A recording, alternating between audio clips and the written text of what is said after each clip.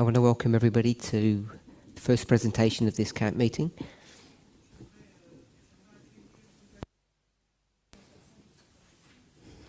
Let's open with a word of prayer. It sounds a bit loud to me. I don't know if everybody's okay with that.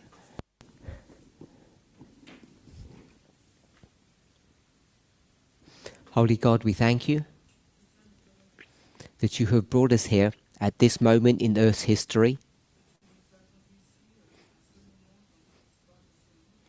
to not only understand the great controversy, not only to understand our part in that controversy,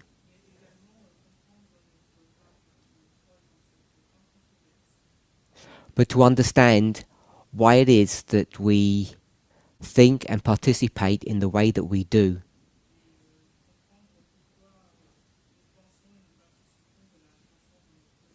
You have shown us time and time again the reason that we need to understand ourselves is because we need to understand you. Help us to do that. In Jesus' name. Amen.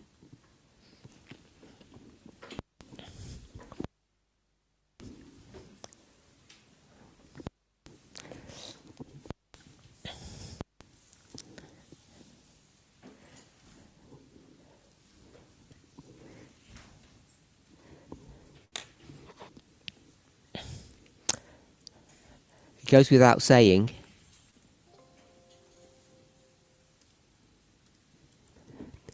saying that we are living in interesting times.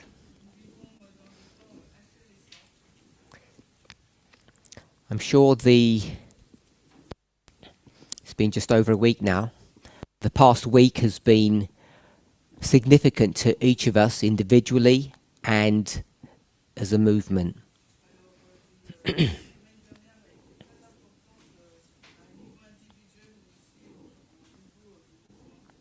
Depending on how the camp meeting goes,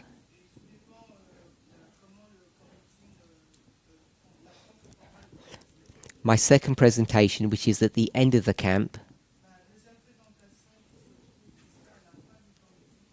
may end up being a question and answer.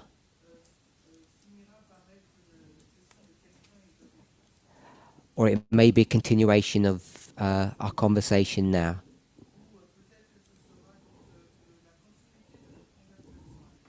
So I'll be asking people questions. Please keep your responses short so people can keep a track of what you're saying.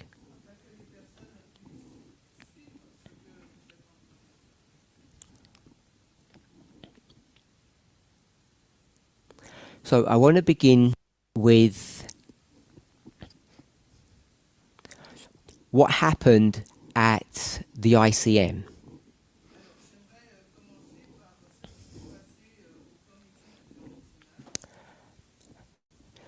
Speaking to people privately gives me an opportunity to clarify my own thoughts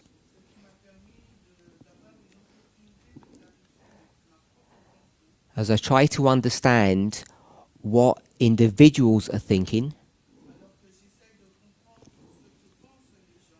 and to get a feel of what's happening broadly across the movement.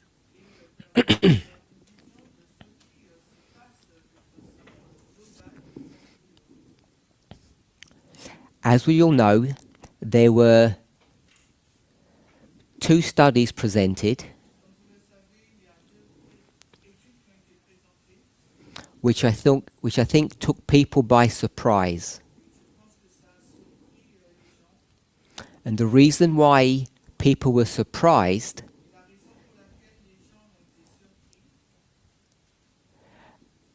at least to my recollection, it's the first camp meeting that I've been to where the main speakers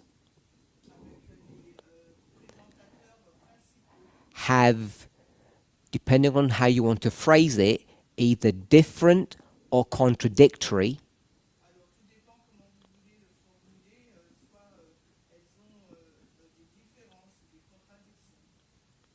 different understandings of the same message.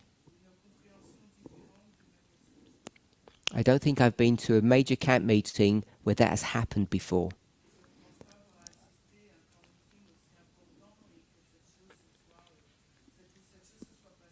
Either people speak about different subjects or they complement one another.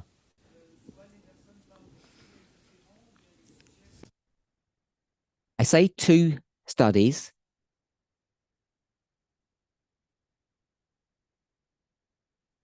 At ICM, or that you've watched those presentations by now.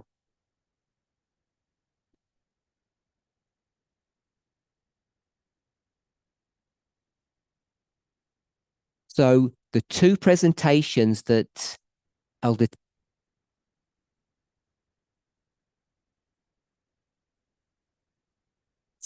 in what she shared,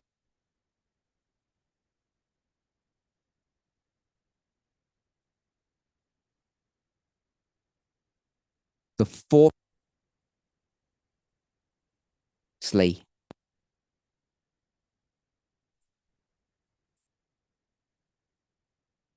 she did 2 before the RNC. The RNC was the convention in July.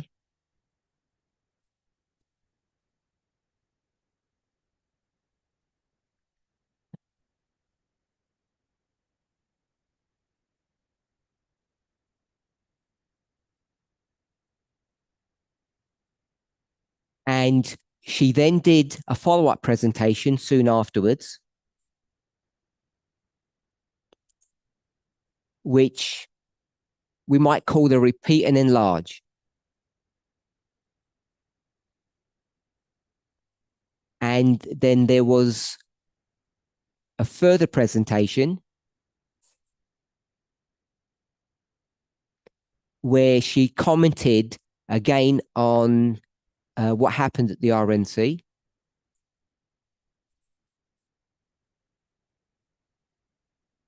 Then she did 2 presentations at the ICM, which gave a conceptual overview of the RNC event.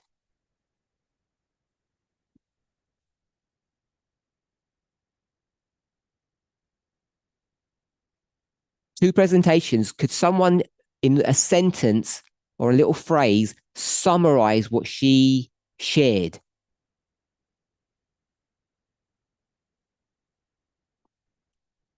How do you view what she was trying to say in her 2 studies?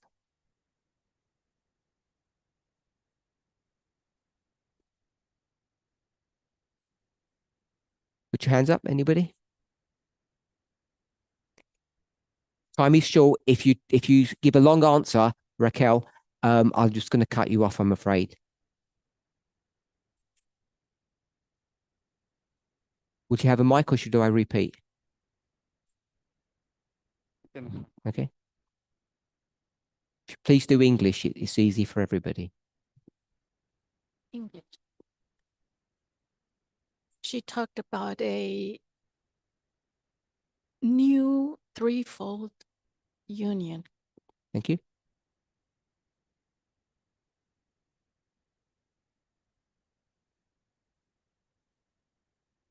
Anyone else?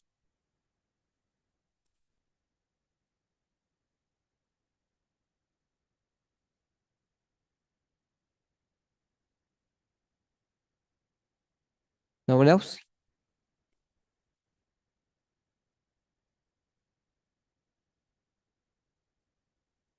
She talked about the manifestation of sexism. I can't understand what you're saying, sorry. The echo, it's not you. She talked about the manifestation of sexism during that convention, and and I got that. and how at the end of the convention, Trump has been crowned. Trump has been crowned at the end. Okay. So just going to get a summary of that. I'm going to rephrase the answer in the way that I would like us to understand it. She spoke about a threefold union, and the model she gets that from is given in the Great Controversy and the Bible.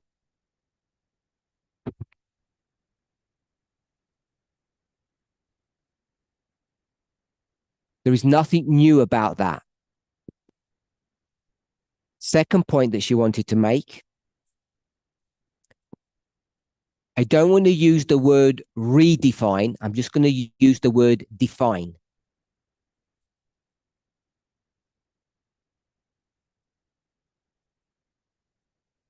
And it's what Christiane said.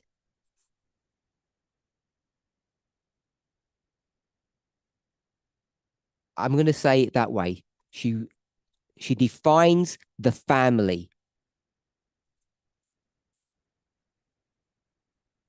And what I mean by that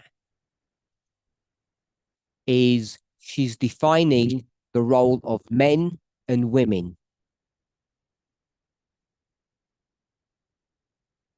The reason why I say the family is because Republicans are not opposed to women working or having careers or being successful in the workplace.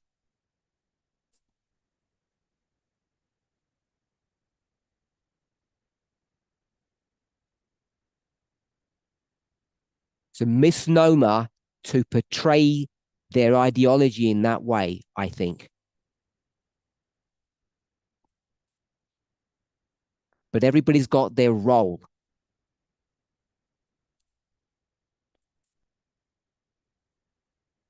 Eleanor's study.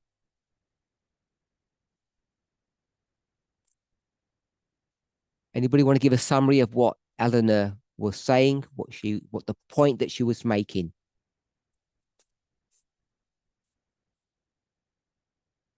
This is the second time she has spoken publicly or internationally.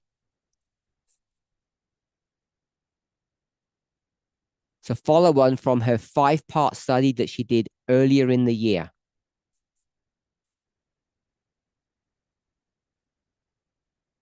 Anybody?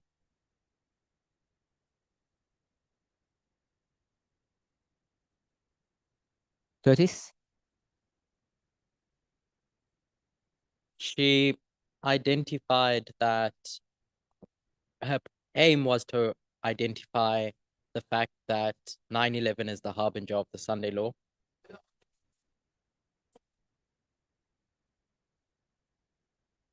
Ask someone else to do another point. Janice? Okay, Lizanne? You'll need a mic. I think she was also making application from Daniel 11, 40 to 45 extra on that. For showing that. An application of Daniel 11, 40 to 45. To show what? Actually, also that line 11 is a harbinger Okay. of the Sunday law.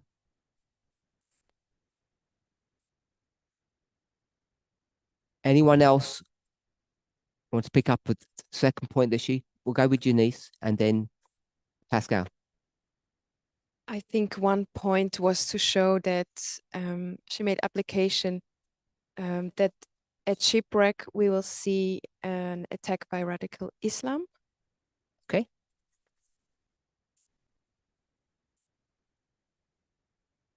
Pascal? I think she wanted to take another witness, the fifth line, to show that the radical Islam will be present at the Sunday law.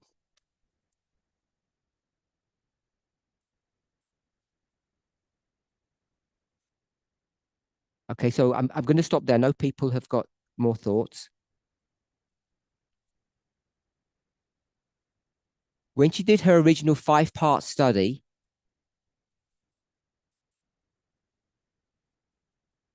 there were 2 points that people questioned. I don't know if people did that publicly or privately, but it got through to her through the grapevine, I'll say.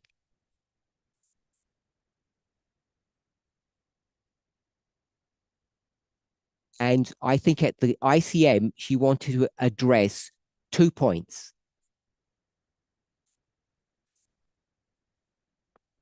So the first point was that 9/11 points to the Sunday law. Want to make it clear,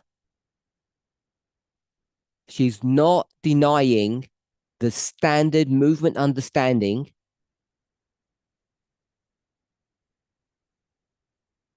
that it points to the close of probation,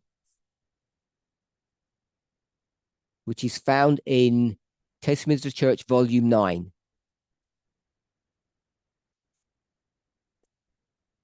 So the statement about 9/11 to the Sunday law is not new.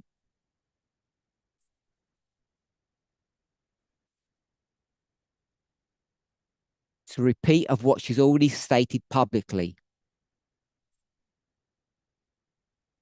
And the second point was? Is that what you're going to answer, Curtis? There's 2 points she wanted to bring forth. I don't know if it's the one that you were thinking of, but it's because of that relationship, the events surrounding January 6th in 2001 would Not worry about that. Okay. That's all detail.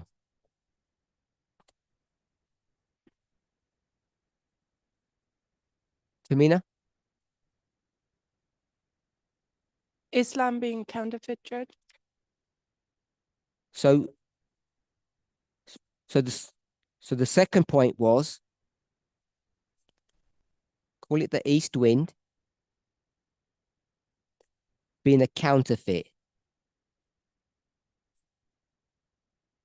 IE? So the east wind being a counterfeit. So this is my perspective. I've not asked her specifically. This is my interpretation of what her studies were about.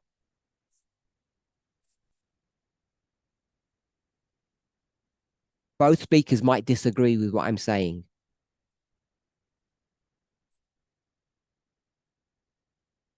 They might want to explain it differently. But I think each of us should have an opinion of what they were trying to teach you. And hopefully they should be able to confirm whether your understanding is correct or not.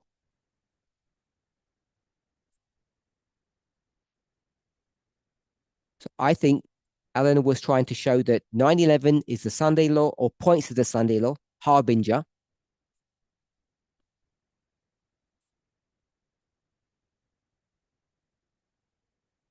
And also that the east wind is a counterfeit. And there are other counterfeits too, as we're all aware. So those were the 2 studies that were done. And there's a third study that comes up. So that third study is the study of Pedro. And how does that study come up?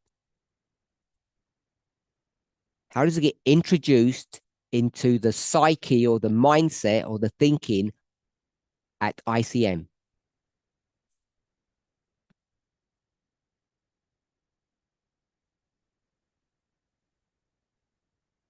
So several of you have already alluded to that. And it's introduced through Eleanor's study.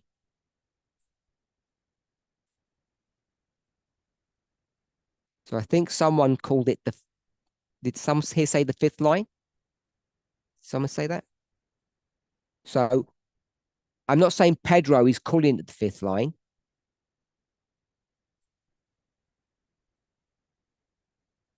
But we'll put it here. And this comes from Acts 27. And this is going to be one of the lines of evidence that Eleanor is going to use to demonstrate or prove what? That 9/11 is a harbinger of the Sunday law. And then I think Lisanne said she also went to Daniel 11 verses 40 to 45.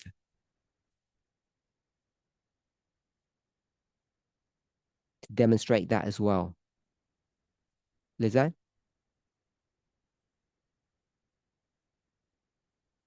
Just asking if it wasn't that she said it's the third ship. With Yes, this line, it's the ship. third ship. I wasn't trying to go into any details about her approach. So I've just called it the fifth line or Acts 27. It's not my objective to analyze or critique that study that she did. I just want us all to be on the same page conceptually of what has happened.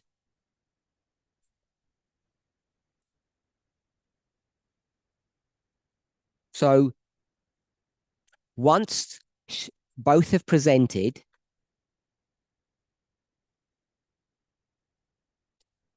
I'm not saying people were asking who that friend was.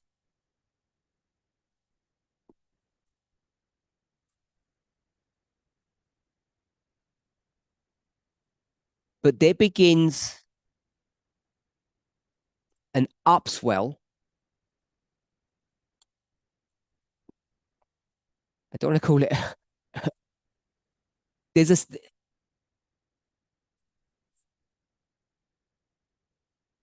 an increase in feeling at the ICM because many people are already aware of Pedro's study.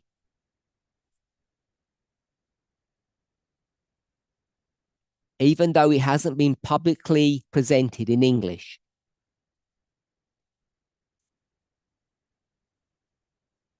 And Eleanor's mention of that study that Pedro had done helped give impetus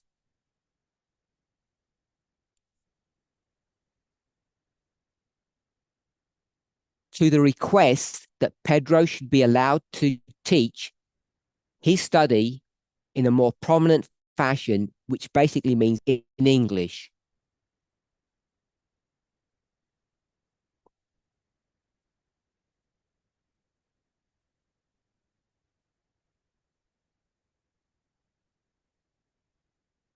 And for that to be done in any useful manner, it would have had to be done before November the 5th.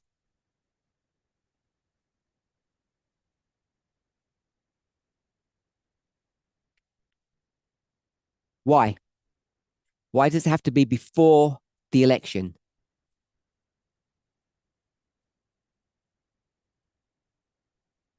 We'll go with Gabriella.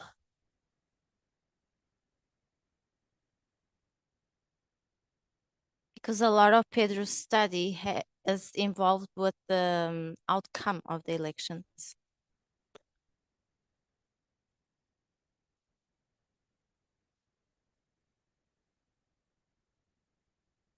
Eunice? You going to say the same? Okay, so that's fine. She was going to say the same.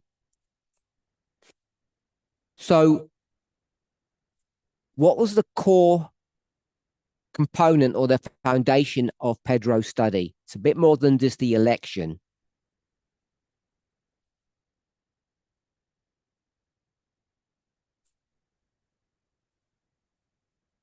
Blessing? Time for the Sunday law. Okay, time for the Sunday law. Anything else? Well, that's what I can think of Okay. as the main point. Curtis? The role that the anchors and the sailors play in that story.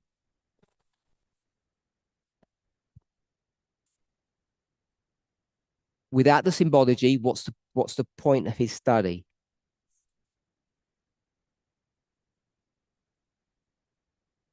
Or the core message? That between Panium, the ship is being saved from shipwreck up until Okay. gets shipwrecked at the Sunday law.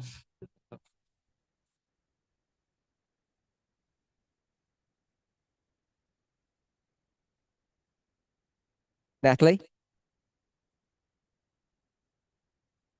This is not my answer, someone else's, but I'll say it anyway. That it was going to be a woman president. So Natalie says her answer was that the election was going to be won by Kamala Harris.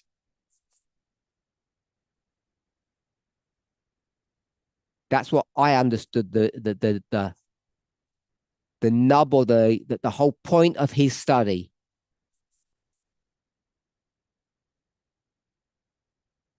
The issue about Sunday law and the details of that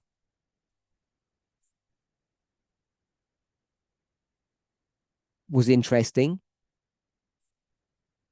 He was also adamant about one other point. Anybody? Nothing to do with January. No, nothing to do with January. I don't think that was a major component of his study.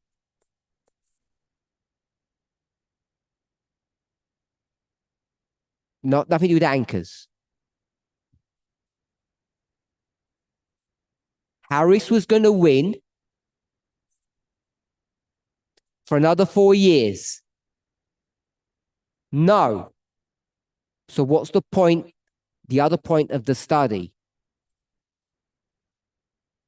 To demonstrate that even though Harris would win, somehow or another, the election would be taken or stolen from her and given to Trump. Is that a fair way of representing it?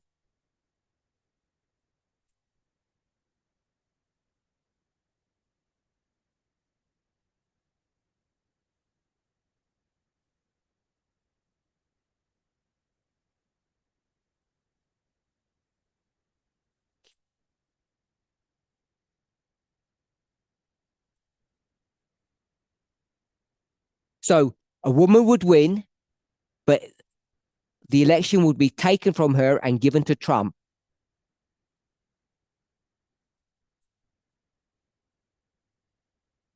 The timing is a secondary issue.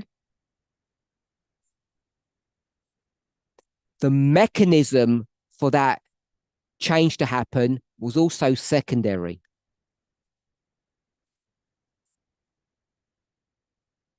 I think.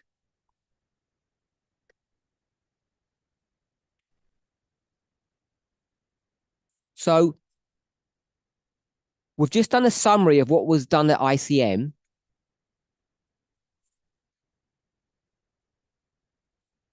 And I'm not trying to critique or analyze any of those three messages.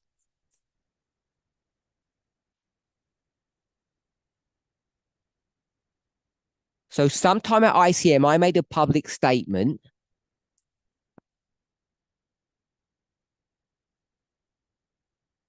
I think it was then, about Pedro's study.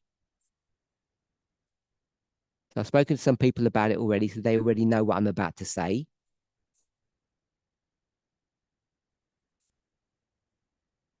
And what did I say about that? This upswell, this cry from the movement to have his study shared publicly. What was my response to that? Because I believe I made a public statement on it, I think. Anybody? Janice. Well, just Janice and Curtis, Janice. Go ahead. That you have heard about the study, and it came to your attention, but because of the feedback from other members that you got on the study, you didn't feel the need up to then to let it be shared or publicly, or to Stop there. promote it. Stop there. Keep it.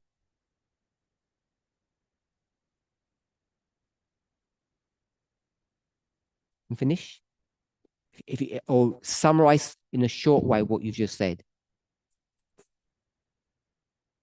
Because of the feedback you had received from other members, you didn't feel the need to promote the study.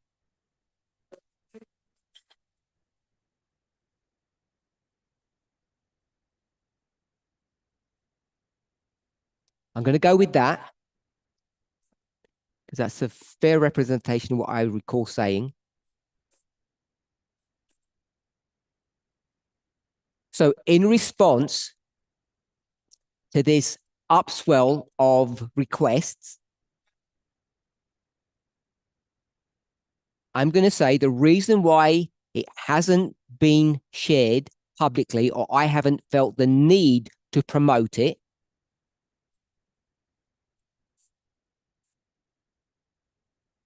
was because of the feedback that I had received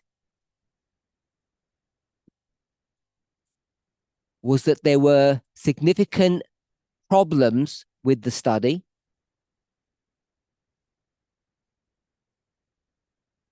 Not from everybody, but from a few people. And that was sufficient cause for me not to deem it necessary to promote or to give it a wider audience.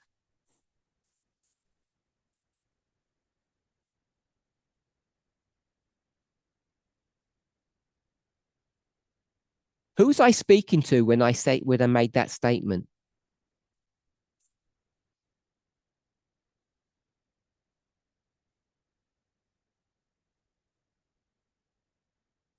So it was to the people who were requesting for that study to be made public.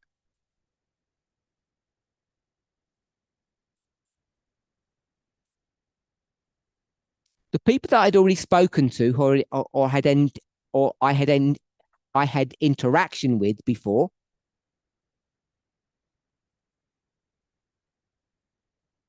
those people who had reviewed the study, who had dialogued with him. Was I speaking to them?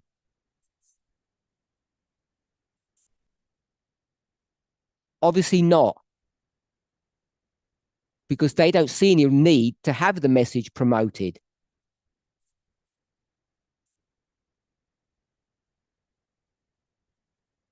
Have I lost anybody? Have I lost you? Okay, so I'm going to just summarize what I've said. I didn't review the study. I deliberately didn't review the study because I didn't want to be a gatekeeper.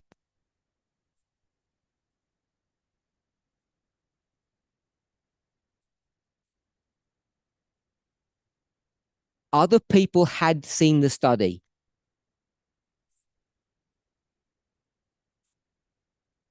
Reviewed it, and some had spoken to Pedro.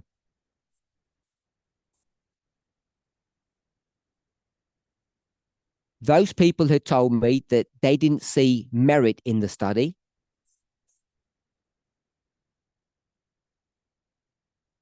So I didn't see a need to take that study and proactively to promote it to the movement.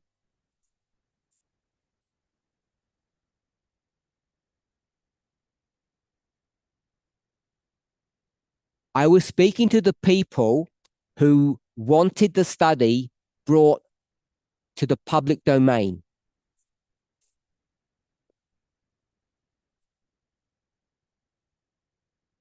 I wasn't speaking to the people who had already reviewed the study and didn't see any merit in it.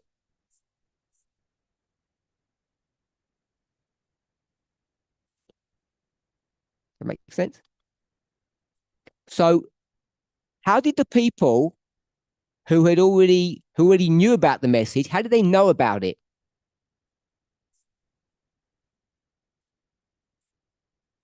How were they informed enough to tell me about it?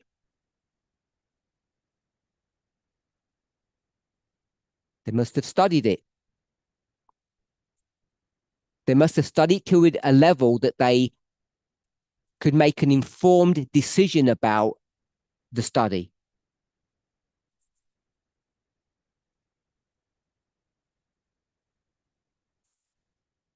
I want to suggest, if I didn't say it then, that the people who I'm communicating with, who Pedro had communicated with, who had an opinion, were, we'll call it in this study, experienced teachers.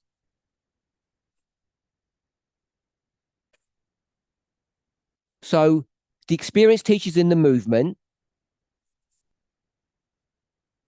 some of them had already given feedback that the study did not have merit.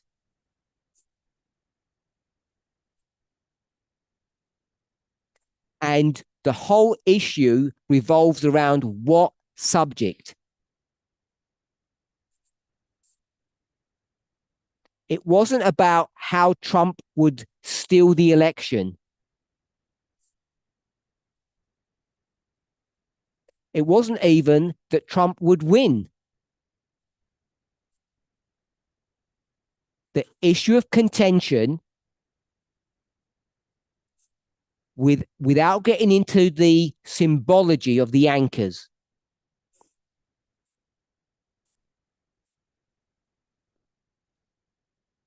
was that a woman would win, or the Democrats would win, depending on the point you want to make. Depending upon the point you want to make, or the point that Pedro wants to make.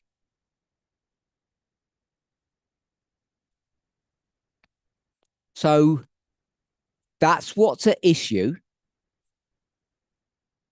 And the people who are requesting this upswell, that are asking for it to be publicly shared,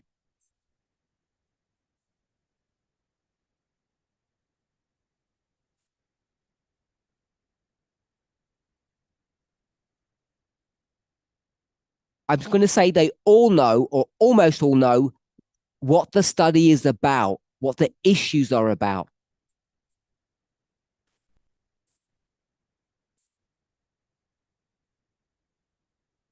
The reason why I'm asking these questions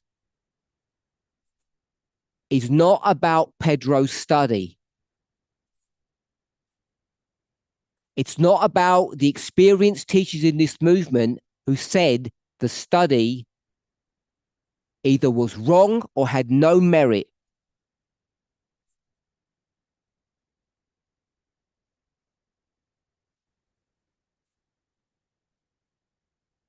If it's not Pedro, and it's not those few members or teachers in the movement, what am I asking? What am I trying to draw out? What's the point that I want us to see? Curtis. We have a fair few people in it. Other people could have a go. How we arrive at the truth as a movement.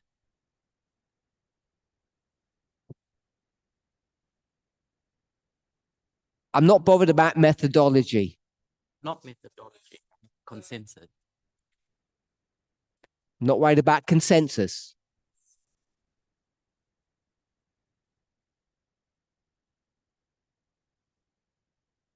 Not Tamina.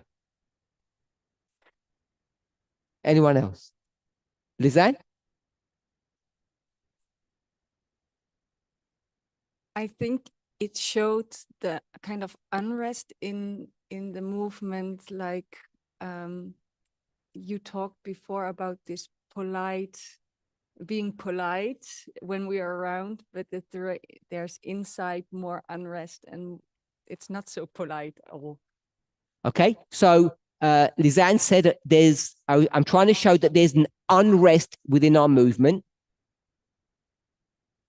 unhappiness.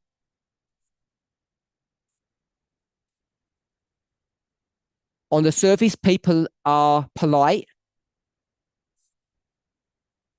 but there's a strong emotion that people are having that they're not willing to share publicly.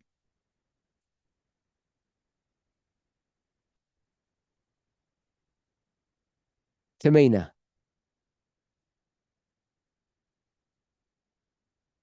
The mindset of the movement and our bias. That's the problem.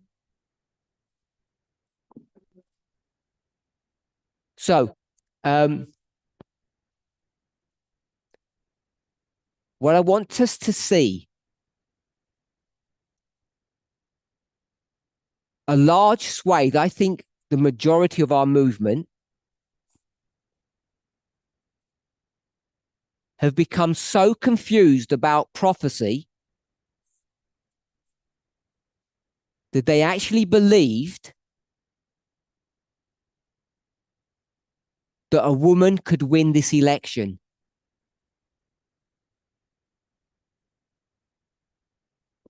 Pedro's study allowed that win to be annulled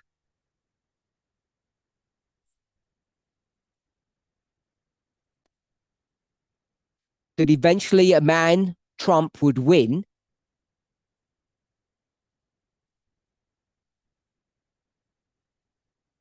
I'm not critiquing his study, the methodology.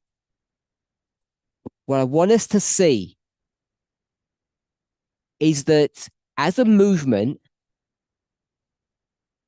so many of us believed in the possibility, had the hope that a woman could win. That's what I want us to understand. I don't want to manipulate or twist the narrative.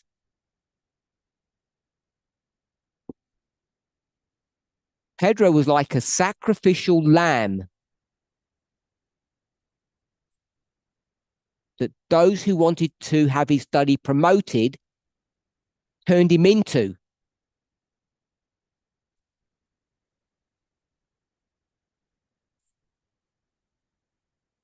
Because deep down, you either had a hope, a belief, a dream,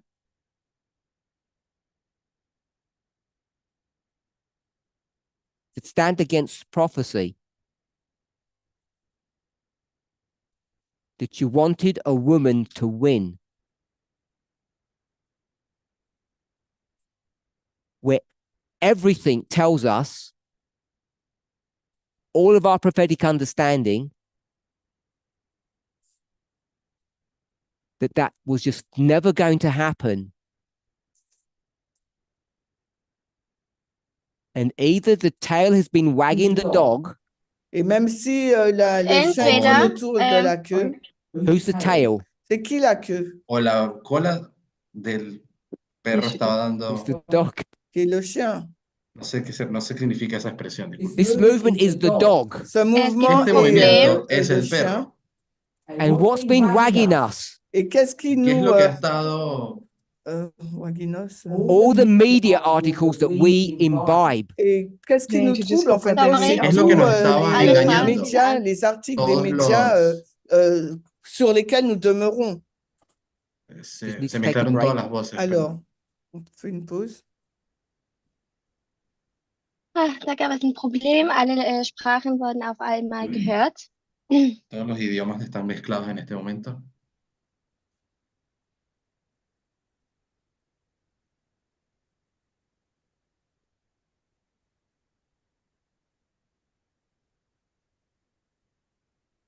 There's a problem with the translation for those who are not sure. Hay un problema con la traducción. Back Also es gibt Probleme mit der Übersetzung. Okay. Il y a un problème avec la traduction. Donc,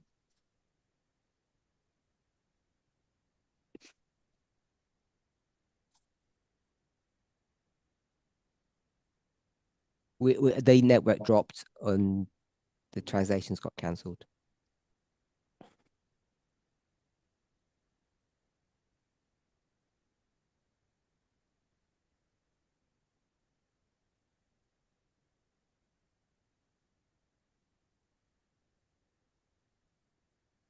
Can we carry on while they're waiting? I mean, summarize, not move forward. 30 seconds.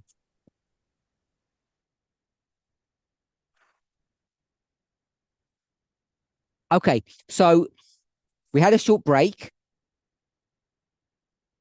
What I want us to try to see, what it seems to me has or is happening,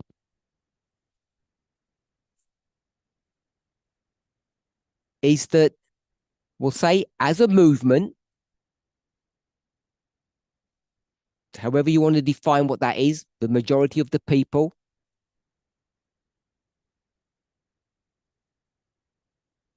the articles that are shared, discussed, have created an environment amongst us where sufficient numbers of God's priesthood either believed or hoped that a woman would win, that the Democrats would have another 4-year cycle, even though that's not what Pedro was teaching. We understand that.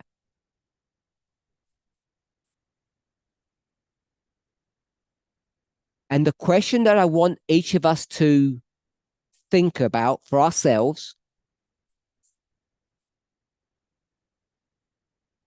is, how could it be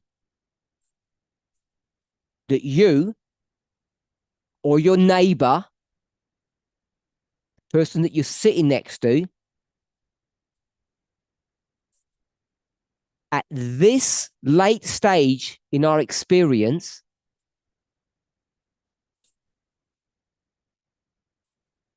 could have got things so wrong?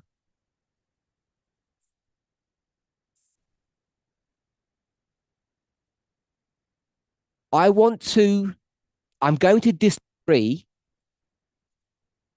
with several people who have made either private or public statements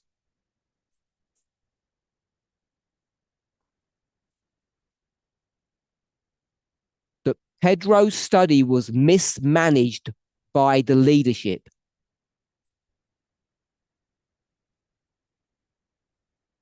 By me.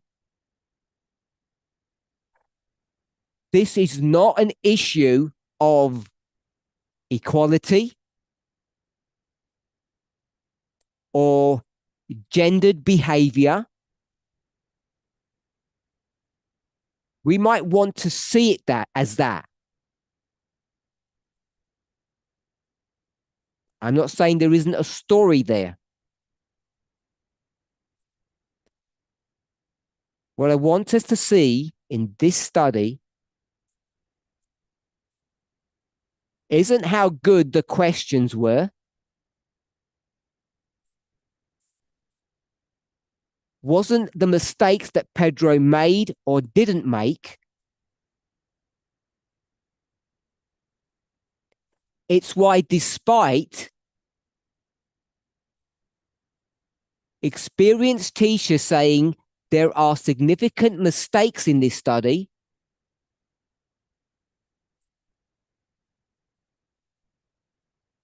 whatever their arguments were, and you'll notice if you go back to that Q&A, I think none of the questioners gave a conceptual reason of why the study was wrong.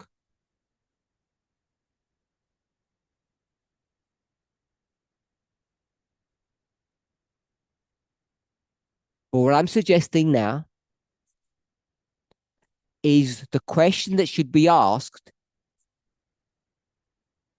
is why yourselves hoped, dreamed, were so interested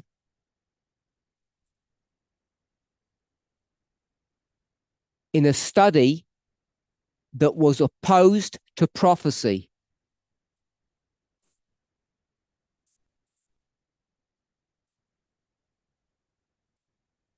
And why it's taking the events of November the 5th to come to that realization.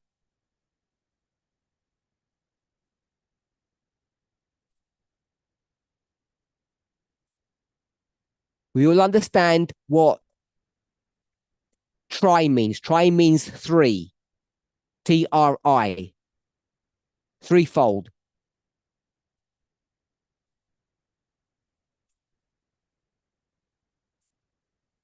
So we know, I think as of yesterday,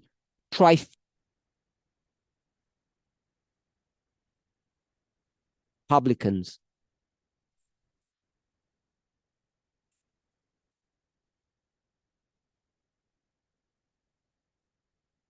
And the question is, not the media pundits, not the commentators,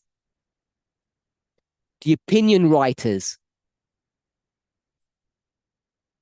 not why they got it wrong.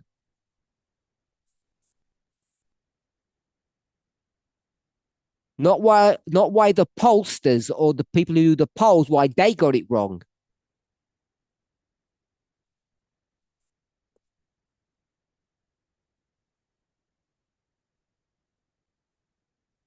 But why we got it wrong. That's what I want each of us to try to understand individually and collectively.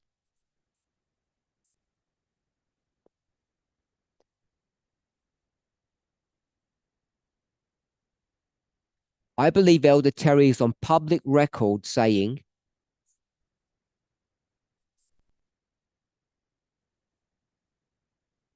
that a black woman was never going to win that election. Whether you want to go down the issue of race or gender.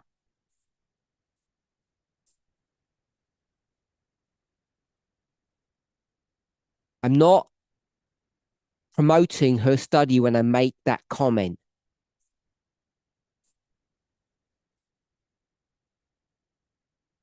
But despite statements like that, despite our understanding of the 2016 election, despite the old study of the 5th and 7th church, the 5th and 7th head, the 5th and 7th kingdom, church, head, and kingdom.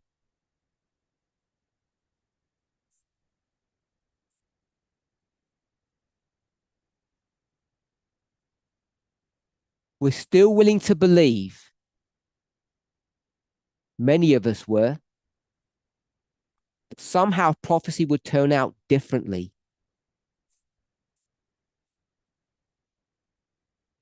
So I've been giving short snippets on the media broadcasts over the last week.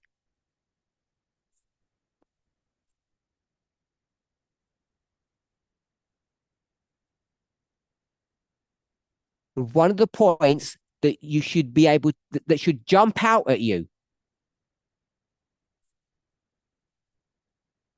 is that this election is a repeat of the 2016 election.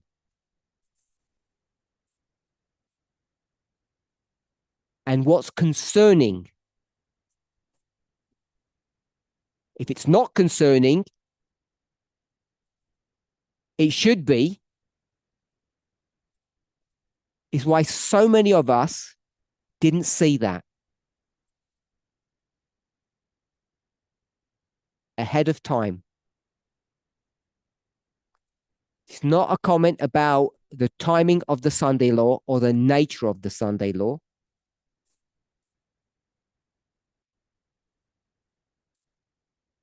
It's about how and why we got to the place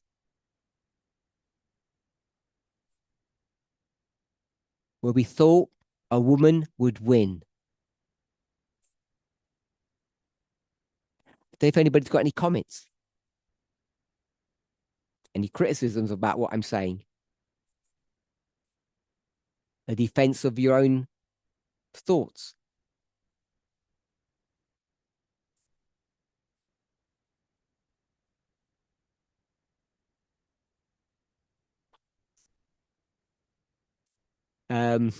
Raquel?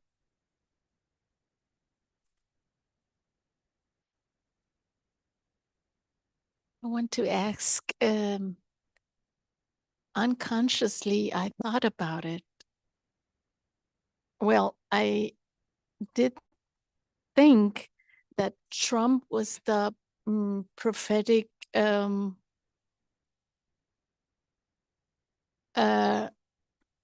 person who was going to win or had to win. But I was asking myself, in the case that you said that we wanted a woman to win, and I wanted a woman to win. But in my mind, I said to myself, it's not, it doesn't fit to what we know about prophecy. I'll stop you there. It's okay. Okay. So that was a short testimony, which we won't translate. Curtis? Just want to make a point. We don't think unconsciously. Your thoughts were very conscious, like everybody's thoughts are, and they're easily manipulated by what we hear or see, or the group that we connect to. Curtis? I don't know. So it was a question when you spoke about the biases that you're pointing out that have been picked up by members in the movement. Could you clarify how you think those biases have developed? Is it solely a matter of reading polls and thinking Kamala had a chance, or do you?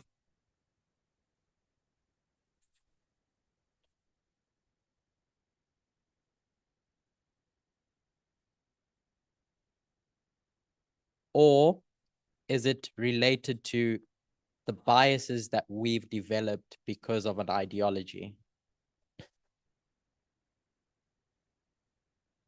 So there are 2 points of the question. Have we been Have we become biased because of the polls? Because of the opinion pieces that we read? The tail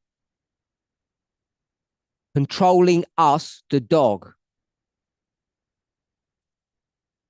Have they warped our brains? Or have we seen what's going on in the world with our prophetic glasses on, with everything that we've been taught, and have we created our own bias? Is that fair representation of what you said?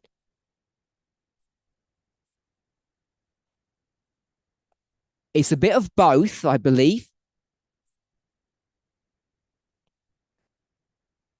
But I think the problem is more systemic.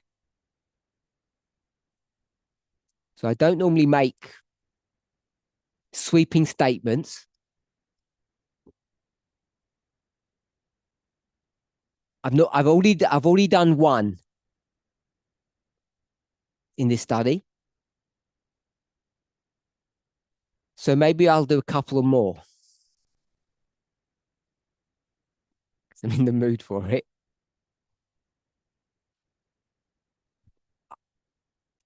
Two years ago now, I'll go with. What did I begin to teach?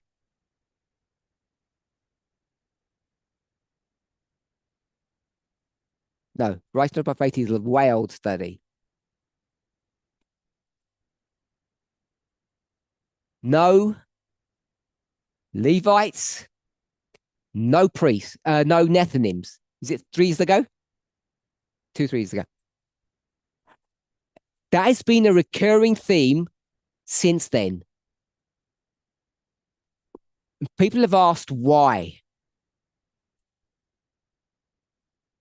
Why no Levites and no Nethinims? People have got agitated about their salvation.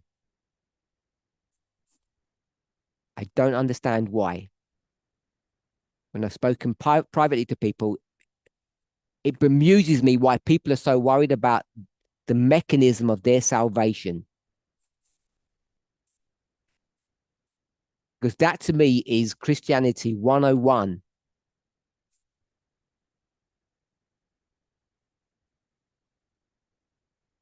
A basic understanding of Christianity. Which is another bias that many of us have, which we won't go into. So what I'm about to say is not some far-reaching statement that controls or defines or directs everything else.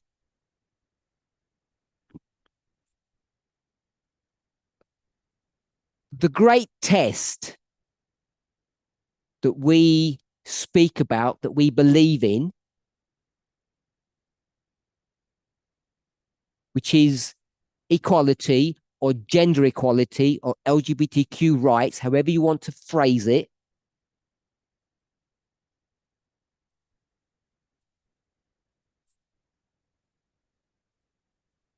racism, nationalism, that is true. There's no arguing that. But I want us to remember, is any of that new?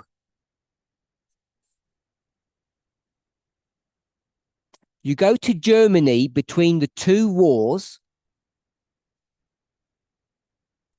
and what's one of the things that is going to allow the Third Reich to come to prominence?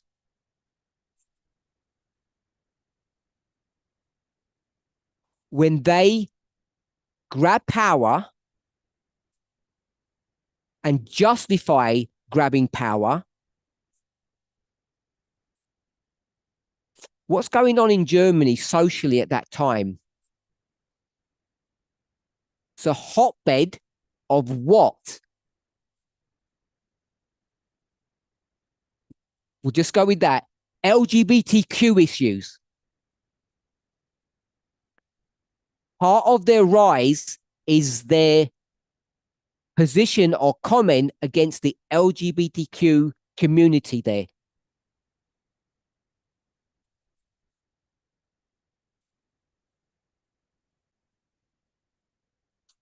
You go back to any point in history and the subject of equality is a recurring subject.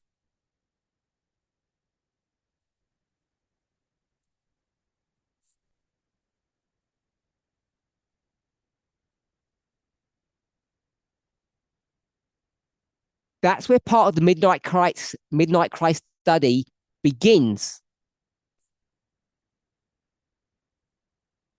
In the year 1850.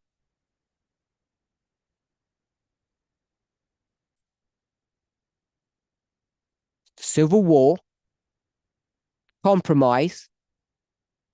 It's all about the civil rights movement of that era. We're okay with that. I'm already almost on public record, not quite.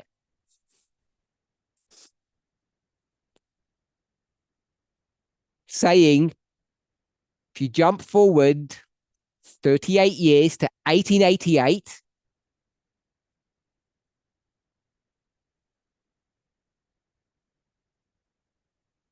what's the issue there? Human rights. And Jones is it's a liar. What's Jones lying about? That the great test is the Sabbath. When he knows it isn't, he's going to argue that it isn't, but he's going to toe the policy line. So you can go to any history and you'll see it's always about human rights or equality.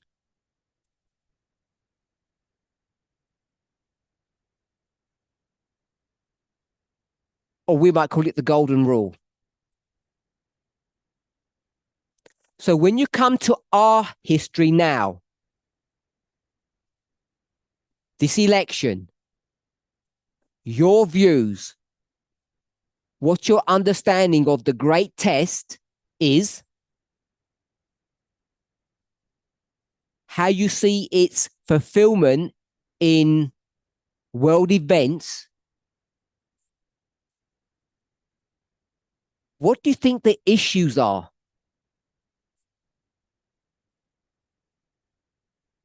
I'll answer for you.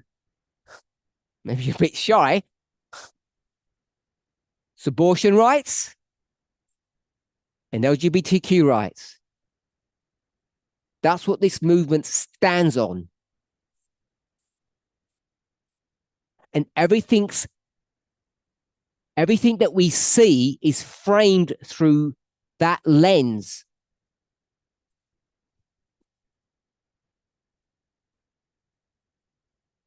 And what's the problem?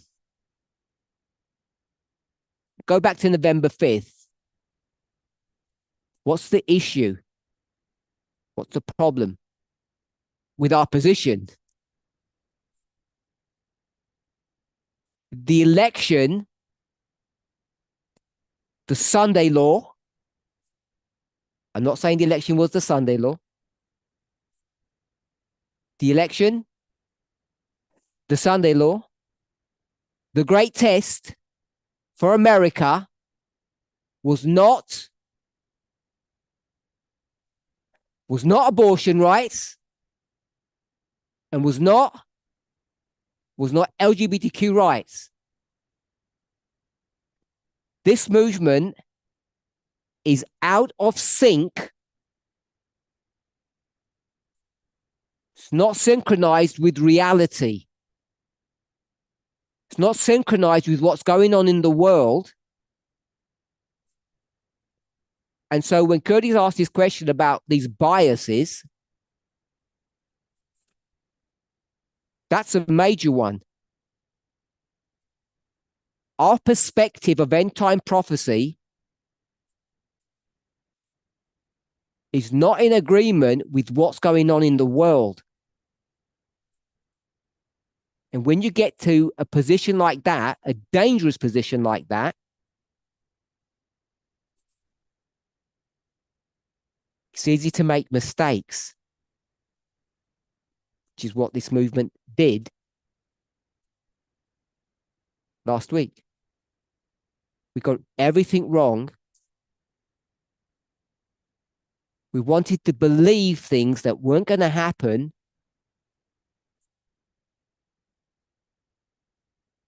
Because of our understanding of what the great test is.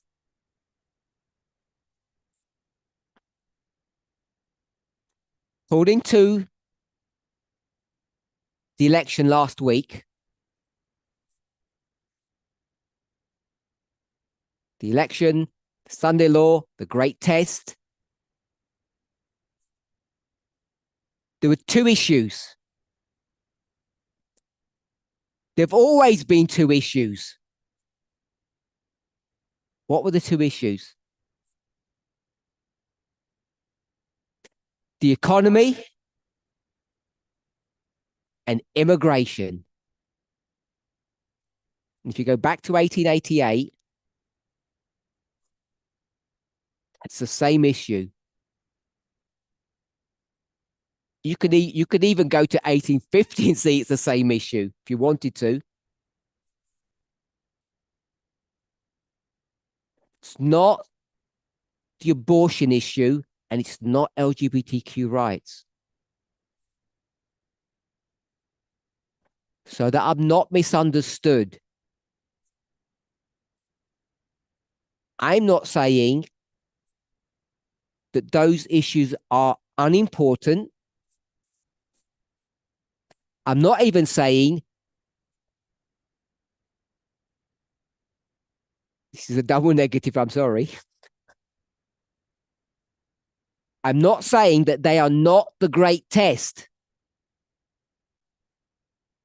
For us, maybe for God, maybe for the great controversy. This is not an attack of our established understanding of the message.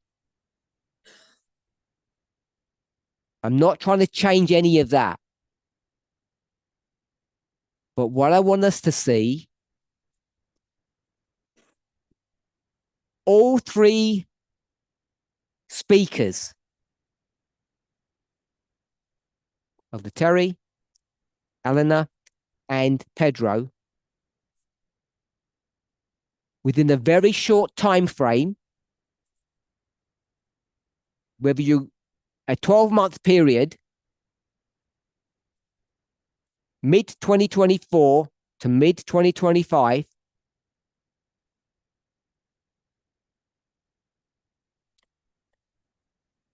they all come to the same conclusion, that we're at the Sunday law.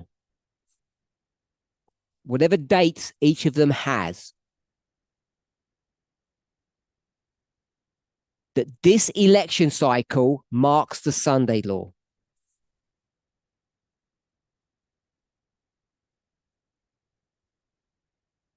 I'm not saying that is some movement position. I'm saying that's what they all say.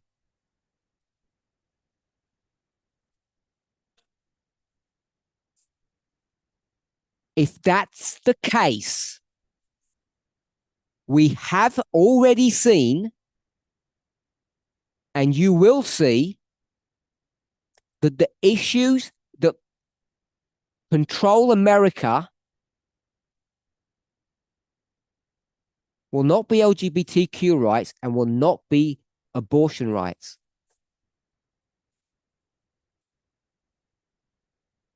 I'm not saying they won't be discussed. I'm not saying they're not significant to American culture, to American governance. This is not a comment upon our belief. The issues that will direct America, at least for the next 2 years, which all those speakers are saying is a Sunday law history, will be about the economy and immigration, or the southern border.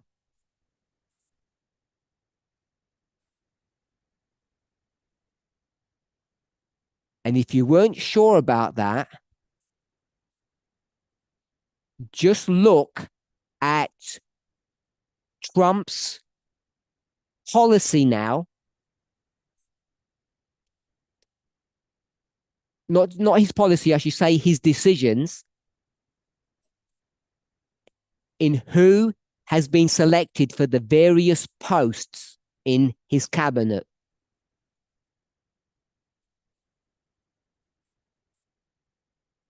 The writing is already on the wall what the issues are.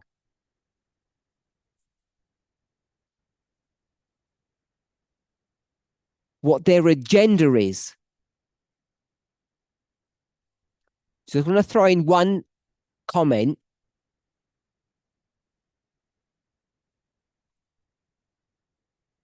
Two comments. One of them is about democracy, which I'm not going to comment on. I think many of us don't understand what democracy is.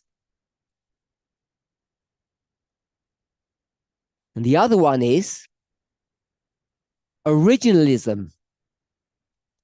And I think many of us have a misunderstanding, not what originalism means,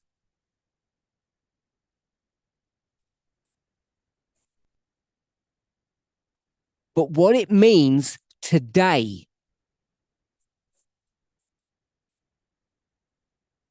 In respect to what SCOTUS, the Supreme Court, are trying to do.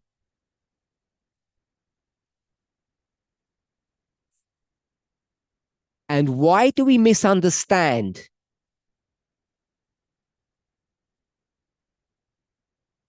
I'll say this.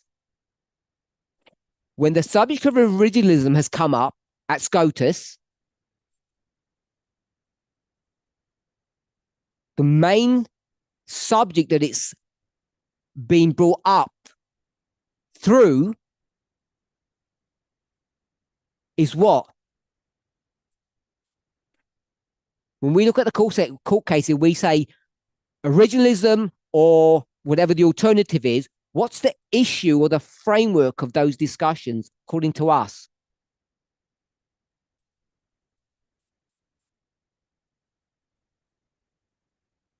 Women's rights. If I can say it simply.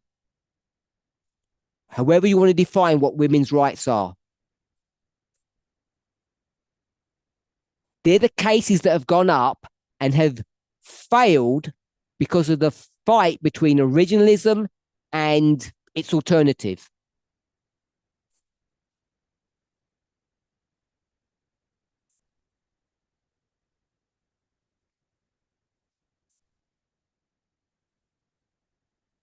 I think we have misunderstood the mindset of SCOTUS. When they are dealing as originalists and what it is that they are trying to achieve, their agenda.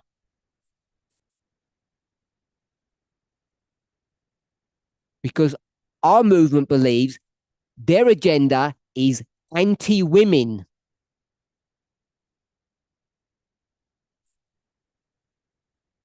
And I don't think it is. I don't think that's what their agenda is.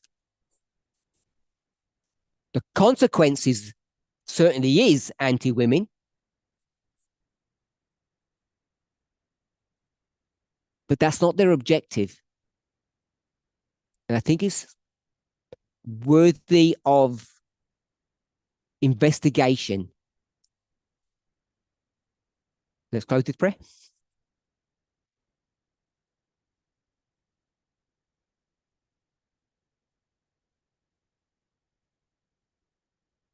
Holy God, we thank you for your goodness and mercy towards us. As we have entered into this special time where we transition from one dispensation to another, be with us, answer our questions, answer our desires, and overall, help us to understand the truth. In Jesus' name, amen.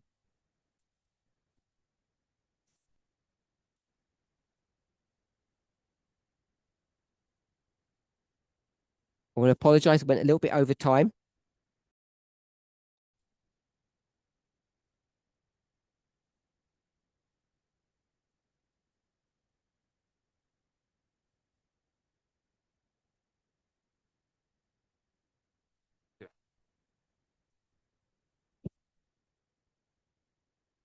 Thank you for joining us online. The next meeting will be in half an hour. We'll see you then.